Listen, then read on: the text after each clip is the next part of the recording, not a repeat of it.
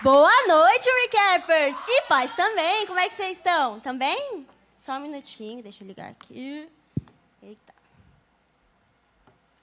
3 horas depois. Bom, primeiramente, meu nome é Júlia, ok? E hoje eu vim aqui trazer para vocês uma mensagem que o Senhor colocou no meu coração.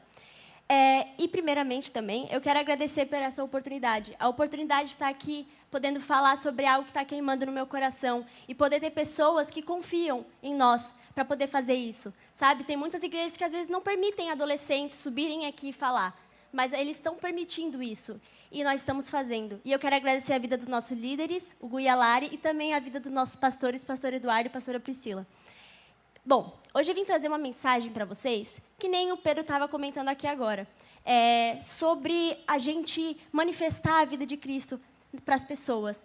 E o Senhor falou muito no meu coração que, às vezes, muitos pais não entendem o que a gente realmente está fazendo aqui. Muitos pais acham que vai lá no recap, porque vai encontrar os amigos, que depois vai sair para o rolê da semana. Mas isso aqui é algo sério. Além da gente estar fazendo algo, que a gente está se encontrando com adolescentes, se comunicando com adolescentes, criando conexões para levar muitas vezes para a vida, nós também estamos permitindo que a vida de Cristo seja manifestada em nossas vidas.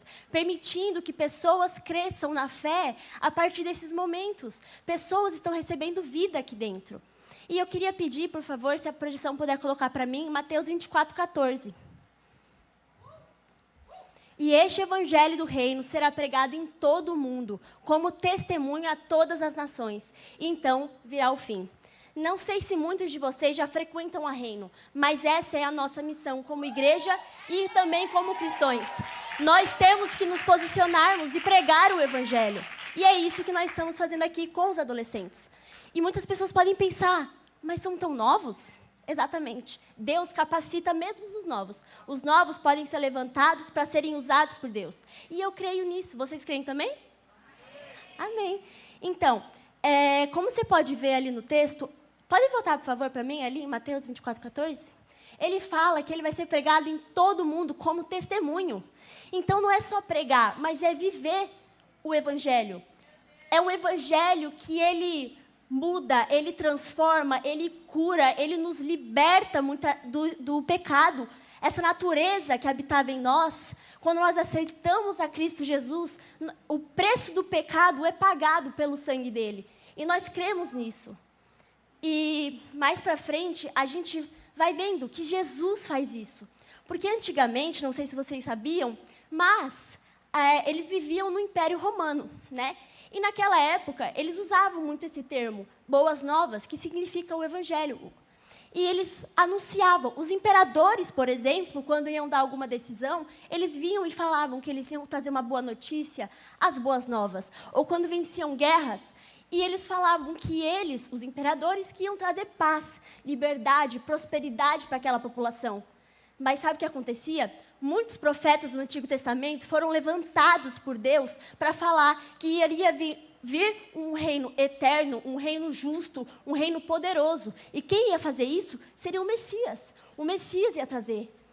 E eles acreditam nessa palavra. E quando Jesus vem, ele muda o significado dessa palavra que eles trouxeram, que idolatravam o imperador, e falou, eu sou o verdadeiro evangelho, eu vou ensinar vocês o verdadeiro evangelho, o evangelho do reino, onde eu vim expressar a vida do meu Pai aqui na terra, para que quando eu volte, porque eu vou ressuscitar em 3 dias, e eu vou voltar, mandar o Espírito Santo para que vocês possam receber a vida eterna. E um dia, quando eu voltar, vocês reinarem comigo. É isso que Ele quer que faça. E nós temos que nos posicionarmos e permitir que essas pessoas sentem a vida de Deus. Nós estamos aqui fazendo isso. Para quê? Nós estamos aqui, essa é a motivação, é levar esse amor para as pessoas, o amor que nos alcançou, o amor, a graça que nos impactou, que transforma vidas. Nós temos que fazer isso, então temos que testemunhar, temos que viver nas escolas, nos trabalhos, mostrando o quanto esse reino de Deus nos transforma, nos liberta, porque naquela época viviam na era da lei antigamente, viviam na era da lei. O que é isso? É quando as pessoas elas tinham que seguir as leis, para conseguirem se aproximar de Deus. Elas tinham que seguir as leis para conseguirem serem aceitas, porque senão elas não conseguiam. Isso só provou que a gente não consegue com a força do nosso próprio braço. Nós precisamos da graça de Deus. Nós precisamos que Cristo Jesus, Ele morreu por nós naquela cruz, e depois que Ele ressuscitou, Ele nos permitiu, através da graça de Deus, que hoje essa graça te alcance e que você possa ser salvo. E é isso que nós temos que fazer. É um evangelho lindo, porque a gente pode sair nas ruas e pregando que Deus, Ele não se importa com o que você fez, mas Ele quer uma nova vida, Ele quer trazer vida nova para você, uma transformação. E é isso que Ele fazia. A gente vai ler depois, em 1 Timóteo 2, 3, 4, que diz: isso é bom e agradável diante de Deus, o nosso Salvador, que deseja que todos os homens sejam salvos e cheguem ao conhecimento da verdade. É isso que Ele quer, que a gente conheça de fato a verdade. Muitos dos discípulos que andaram com Jesus acreditaram que, na verdade, o reino seria algo físico. Acreditaram que ia ser algo que ia vir, o Messias, ia ser um guerreiro que ia lutar contra o Império Romano e estabelecer o reino na terra. Mas eles não estavam entendendo que quando Jesus falava sobre reino, ia ser algo espiritual.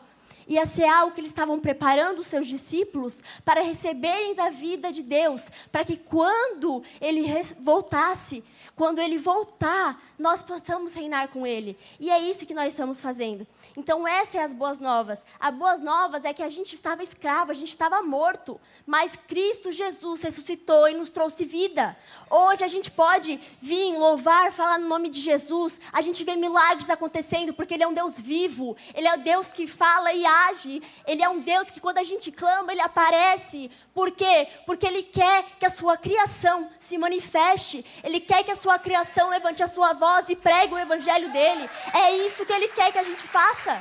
Nós não podemos ficar parados. É isso que Deus nos chama, Ele nos sacode. Preguem o evangelho em todo o canto dessa terra, como testemunho em todas as nações. É isso que Ele pede. Nós precisamos permitir que a vida de Cristo cresça através da nossa vida. É chato, é ruim ver pessoas que vêm aqui na reunião, mas não entendem, louvam ao Senhor, mas não conseguem ver a beleza dEle. Nós precisamos olhar para Ele com um olhar de pessoas apaixonadas.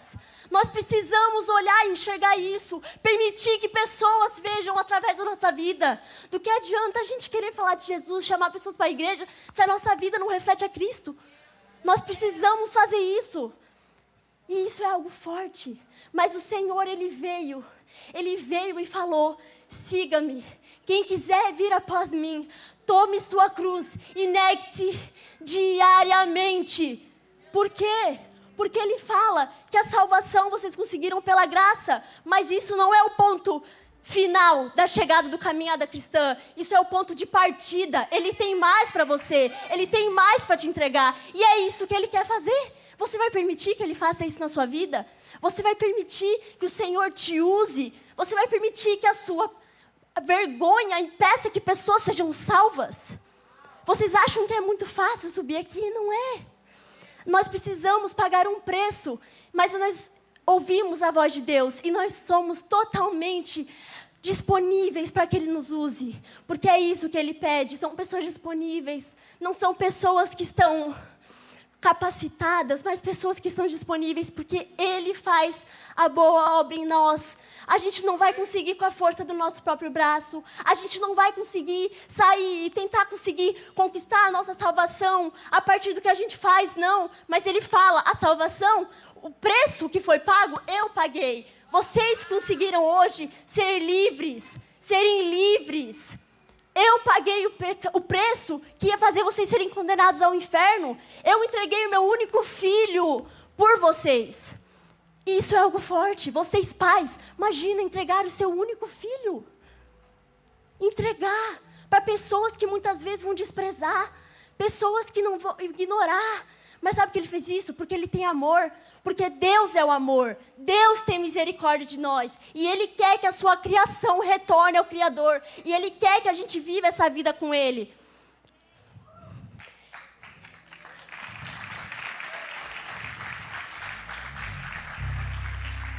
Jesus pagou um preço por isso. O salário do pecado era a morte. O Deus é tão justo que Ele falou que o salário do pecado era a morte.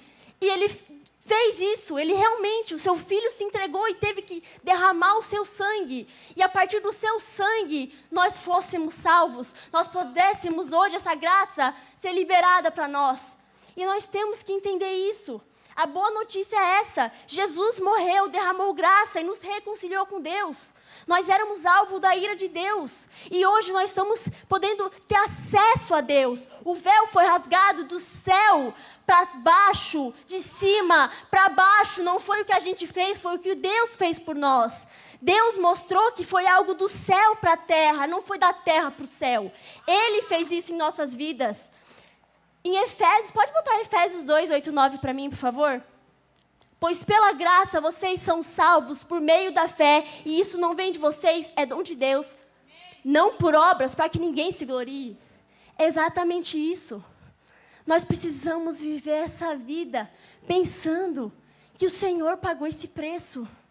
Você está disposto a permitir que o Senhor te mostre a beleza dEle? Você está disposto a enxergar a beleza dEle?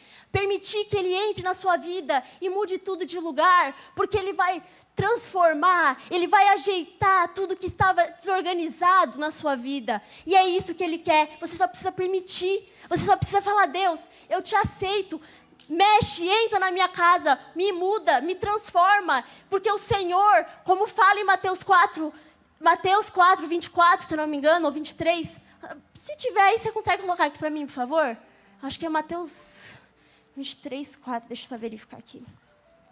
Mateus 4, 23, isso. Fala assim: Jesus percorreu toda a região da Galileia, ensinando nas sinagogas, pregando o evangelho do reino e curando todas as enfermidades, doenças no meio do povo. Então ele foi o quê? Pregando esse evangelho e também curando. Pregando o evangelho e libertando. Porque não é só falar, mas também é fazer. E nós aqui na Reino temos essa visão.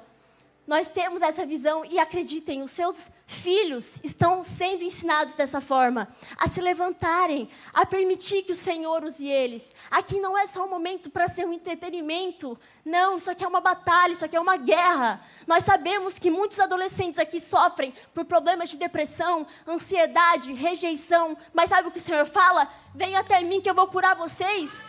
Eu quero curar vocês. Vocês estão disponíveis? Porque as pessoas falam, vocês são loucos. Entrega a vida para Jesus. Renuncia a tudo. Para de fazer coisas que são tão legais, tão atrativas. Mas sabe o que Deus fala? Tudo é perda. Nós falamos que tudo é perda. Nós vamos ler, por exemplo, o que Paulo vai falar.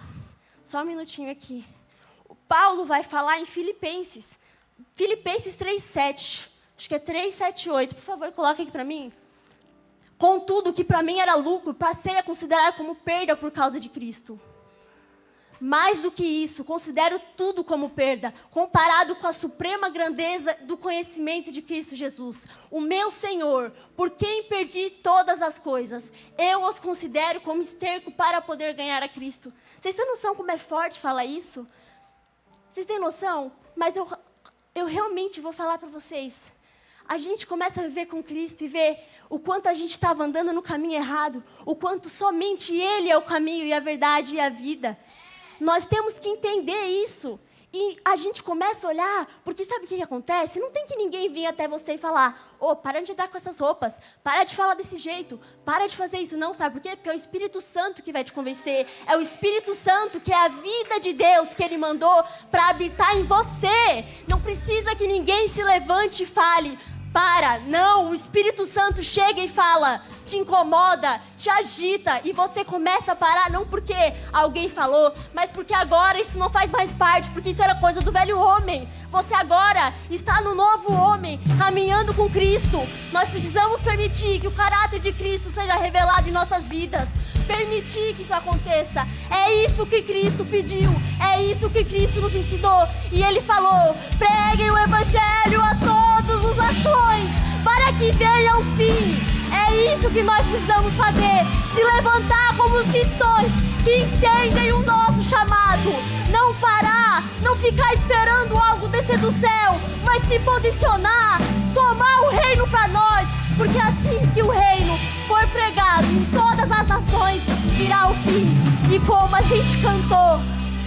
a gente cantou, e não haverá mais dor. Ele enxugará todas as lágrimas, e não haverá mais dor. É isso que Ele tem para nós.